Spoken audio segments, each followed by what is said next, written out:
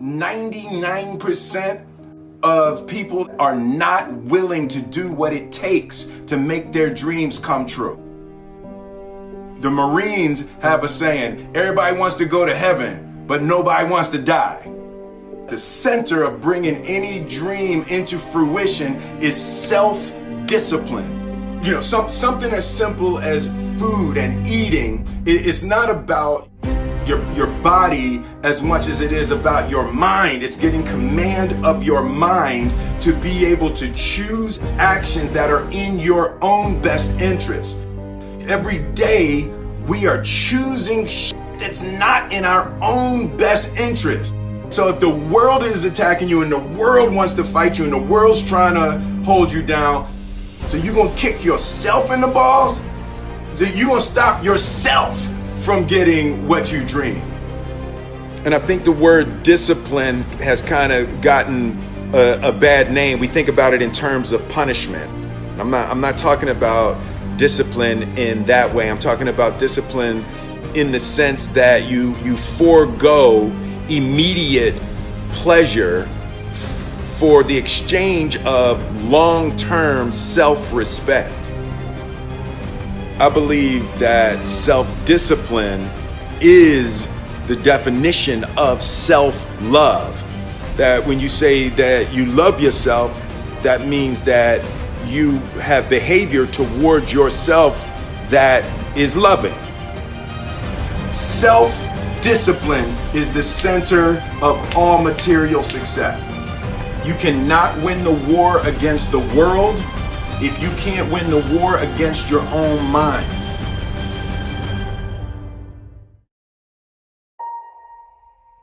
Self-love is when you say to yourself, oh man, look, I know you and that girl got a real connection.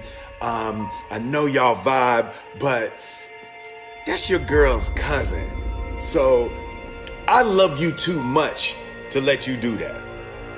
It's like you say to yourself, hey man, look, I know you want to eat that pizza and it'll be really good, you know, but I can't let you eat that, man, because if you eat that pizza, you're going to feel like shit, you know, and I love you too much to let you eat that.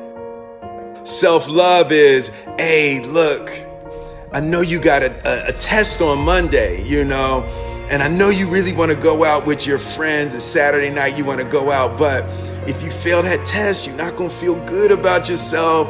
You know, I love you too much to let you go out tonight. Self-discipline is self-love. If you want to be happy, you have to love yourself, which means you have to discipline your behavior. The road to sustained happiness is through disciplining your behavior. We tend to base our self-esteem on what other people think.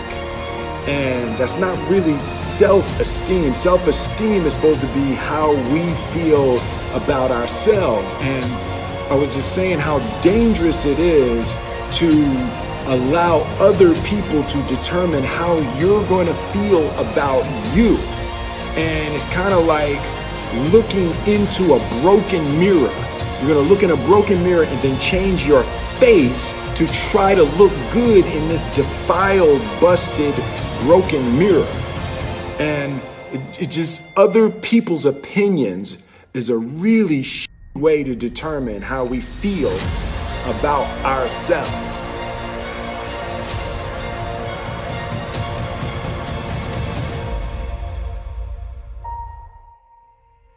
It don't matter whose fault it is that something is broken if it's your responsibility to fix it. For example, it's not somebody's fault if their father was an abusive alcoholic, but it's for damn sure their responsibility to figure out how they're going to deal with those traumas and try to make a life out of it. It's not your fault if your partner cheated and ruined your marriage, but it is for damn sure your responsibility to figure out how to take that pain and how to overcome that and build a happy life for yourself.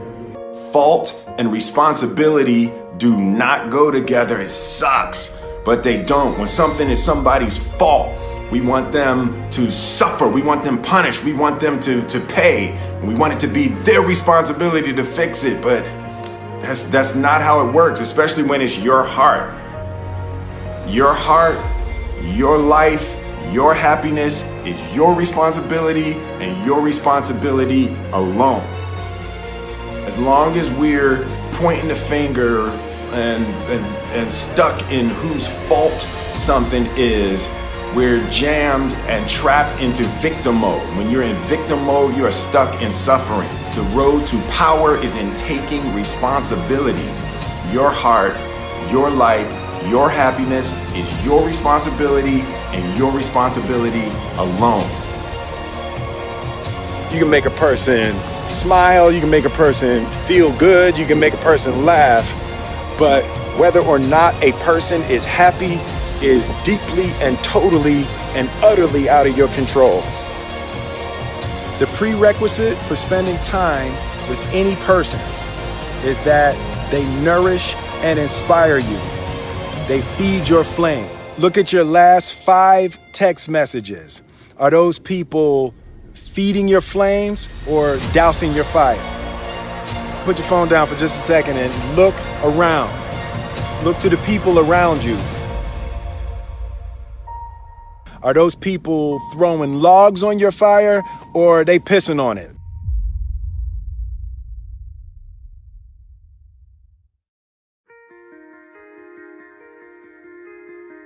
I want my life, I want my work, my family, I want it to mean something. And it's like, if you are not making someone else's life better, then you're wasting your time. The separation of talent and skill is one of the greatest misunderstood concepts for people who are trying to excel, who have dreams that want to do things. Talent you have naturally. Skill is only developed by hours and hours and hours of beating on your craft.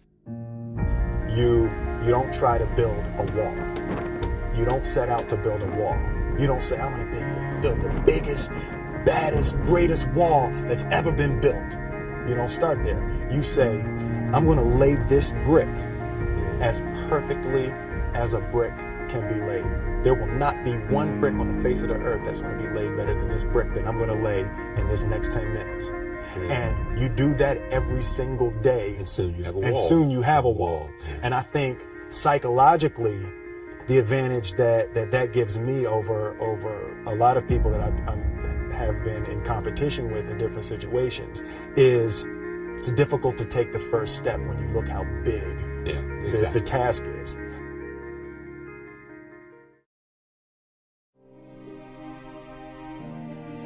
The definition of who I am is very clear to me, and it also redefines who I want to be, in that I know for a fact that I'm stronger than I thought I was.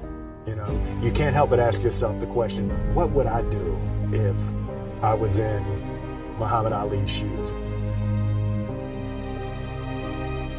I'm motivated by fear.